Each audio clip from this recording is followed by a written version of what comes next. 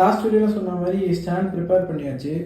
ஷூவையும் lower லெக்கையும் ஸ்டாண்டில் attach பண்ணி வச்சுருக்கேன். அது இல்லாமல் இப்போதைக்கு உங்களுக்கு காட்டுறதுக்காக டேப் வச்சு இந்த ஃப்ரண்ட் ஸ்ட்ரக்சர் பீஸ் வந்து ஒட்டி வச்சுருக்கேன். அப்போ தான் வந்து உங்களுக்கு மொத்தமாக காட்ட முடியும், இல்லை கீழே விழுந்துரும்ட்டு.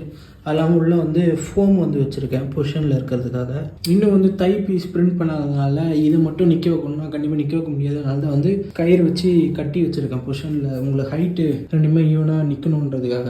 அது இல்லாமல் கீழே ஏன் ப்ளேவுட்னா பேஸ் ஸ்ட்ராங்காக இருக்கணும், அப்போ ஸ்டாண்ட் வந்து கீழே சாயாமல் இருக்கும். அதுக்காக தான் வந்து பைப்பை வந்து கீழே கேபிள் டைப் போட்டு லாக் பண்ணி வச்சுருக்கேன் ப்ளேவுட்டோட. அப்போ தான் வந்து உங்களுக்கு வந்து ஸ்டாண்ட் வந்து ஸ்டிஃபாக நிற்கும், உங்களுக்கு சூட்டும் வந்து கீழே விழாது. இப்போதைக்கு ஒரு லோயர் லெக்குக்கான ஸ்டாண்ட் மட்டும் தான் பண்ணியிருக்கேன். அப்பர் பாடி பண்ணும்போது தான் பைப்போட ஃபார்மேஷனை வந்து அட்டாச் பண்ணி வைக்கணும். அப்போ தான் வந்து அப்பர் பாடி வந்து அதில் நிற்க வைக்க முடியும். அடுத்தடுத்து வர இந்த அயன்மெண்ட் பில்டோட ப்ராசஸை பார்க்கணுன்னா மறக்காமல் வந்து பேஜையோ சேனலை சப்ஸ்கிரைப் பண்ணி வச்சுக்கோங்க. உங்களை இன்னொரு வீடியோவில் சந்திக்கிறேன். தேங்க்ஸ் ஃபார் வாட்சிங்.